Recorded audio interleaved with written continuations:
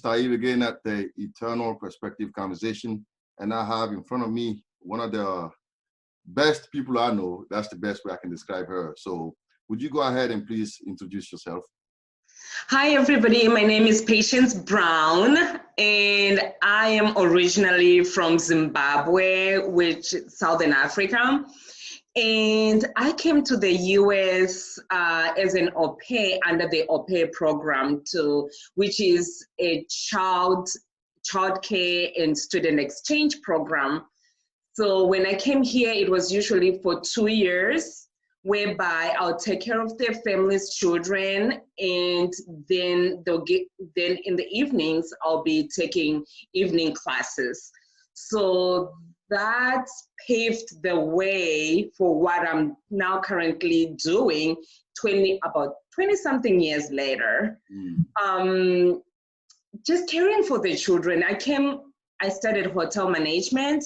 And then when I started caring for the children, I immediately switched my careers. I was like, this is what I'm enjoying doing. I mean, just the joy of the children's faces when we do something as simple as playing peekaboo just made me start looking into that as a career path. And I went to Montgomery College and I studied early childhood development classes. And from then onwards, I've just been taking classes here and there just to expand my curiosity about children and what they want to learn and how they learn. So this is what got me started as an au pair from Zimbabwe. And now I own my daycare as PCDC, Patients Child Development Center. So yes. So that actually was brought you to the USA. I didn't know that. Like, I talked to you, and Patience, by the way, she was one of my former students. I mean, not my student. I used to tutor her, and I actually tutored her son too. Her son, Antino, who I tutored about 2-3 years ago in mathematics. So Patience was always, again, her name is Patience, and I can see her name being acted out when she interacts with people. She's really patient. So your name kind of fits your personality. So you said that's what brought you to the USA. So now, I want to know, like, what truly inspired you to start the child care that you have? It's called PCDC, which you just talked about a little while ago. So what truly was the inspiration behind it? So the inspiration behind it started from being an au pair. I worked as a nanny just to supporting my education. And then I said, what if I have a place of my own? What if parents can just bring them to me and I just have a couple more children that I can help care in my own home without traveling? It became what if. And then that inspired me and started looking into how do I become a daycare provider? What is needed to become a daycare provider? Yes, I have the passion for it, and I have to gain trust from the parents because they are working. And when they are working, they want somebody whom they can trust and leave their children with. And I know I had those qualities. And I also know that I needed to have some educational background for those two qualities to meet. So me wanting just to be able to give comfort to the parents inspired me just to start it from my home. And then the loving support from my son and my husband just made it all possible. They were just supportive, like, fine, go for it, go ahead. I was like, okay, it took a while, but eventually I finally can say, I have my dream. I have the love of about 7 families right now that I help care for their children, and together we are a team. So that was mostly my inspiration of that. What if I can just be home and extend, my love of kids to other families, and then to bring their kids to me and they can work. Yeah. They can do their part without worrying. It's interesting that you say that, because usually people say behind every great man, there's a woman. But in your case, behind every great woman, there is a man who is your husband Aaron, whom I know, and your son Tino, who I referred to a little while ago. So they were really supportive in this endeavor that you took. They didn't just say, hey, this is a great idea. They actually were supportive. And I see them actually working with you at times.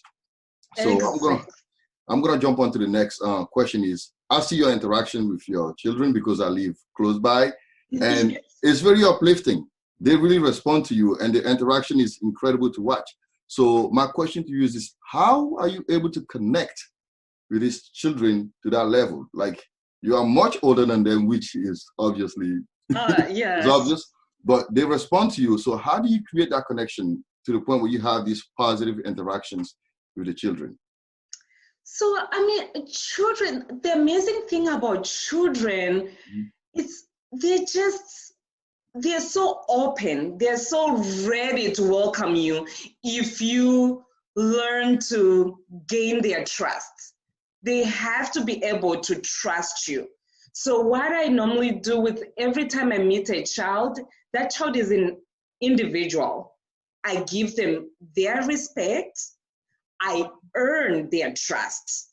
I have to earn them so that they know, okay, Pepe, everything is okay. Whatever I do with Pepe is going to be good. By the way, they call me Pepe because they can't say patience.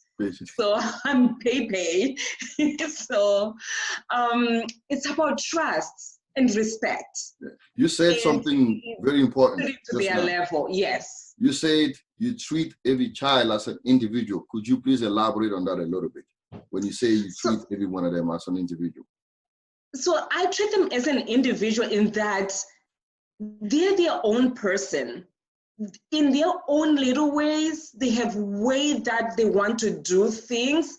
All I can do is guide and facilitate and say, okay, I understand you want to do this and I respect that you're feeling that way, but what if we do it a certain way?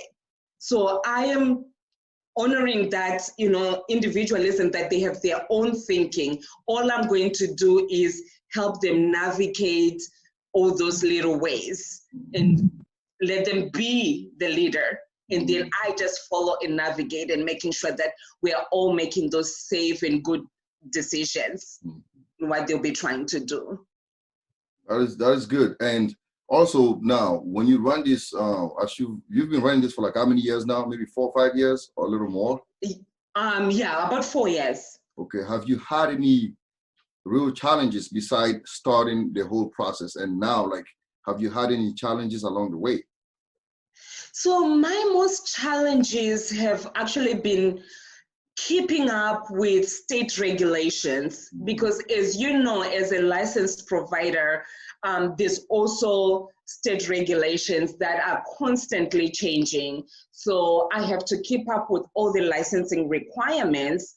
That's been my biggest challenge. And also my other challenge is to be able to not only gain the trust of the children, but the families. They have their own way of parenting, and we have to make it work. So communication, which I have emphasized with the parents. So once they also trust me, the communication part of it became fluent, and we were able to, iron out all those little challenges that come with the business of trusting someone with their own children, and also say, you know what, I'm not here to replace you, but I'm here to help you so that we work as a team. So that has been my, I can say, challenges, but work in progress. Work in progress, yeah. Yes. And what is one of the ways you communicate with your parents? Like, do you have any, does it depend on the parent, or do some parents like talking via email or text or call? So what is one of the things you can say about the communication or one-on-one? So I do both. I have an app called Brightwheel app.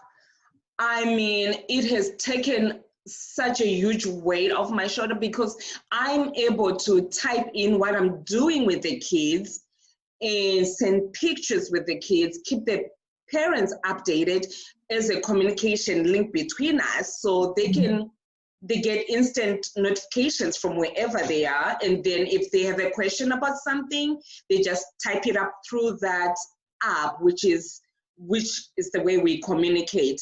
And also at the end of the day, we also talk and give another little verbally recap of what I did with the kids, how the kids were, and when we make eye contact, and just be able to talk that way. In some email, no matter what time it is, if there's a question about, oh, I forgot how many bottles did so-and-so drink, they text me and I'll respond at 9:30. Oh yeah, two bottles. That's good. So yes, we do verbal communication at the end of the day. Whatever way that family feels comfortable communicating with me, I'm able to meet it. So how do you balance how you interact with these kids? Like, what do you do during the day? Do you have like story time? Do you have like activities outside? So what do you do? What is one of your day like when at the daycare? So from the beginning, from when I go to meet them and get them from their parents, we start off brightly. Good morning, Mr. Grace, and good morning, Miss Harper. So already that gives them that energy to transition from parents to me, and say, as they come in, we start with our sensory tables, which is more like free play. I let them play that way so that they have the free time and choose whatever they want to do. And after the free play, we have our table time where we will do story time. And we will also do our group activity of the day. So each day we have a group activity, which can be something as simple as painting. This week we have been talking about winter. So we got to see the snow, bring some snow inside so that they play with it, and then talk more about the snow. And then we made an activity about the snowman.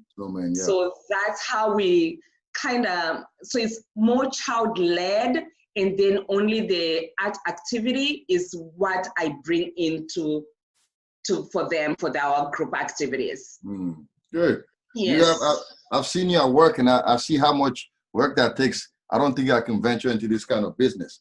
Talking about business, now, if I have a cousin and I know people that want to start like a childcare, right, you're very successful at what you do. So what would you say would be the greatest advice you could give someone that's willing to enter in this kind of arena? Like, what would you say would be the best thing, the best practices for someone that's willing to do the same thing?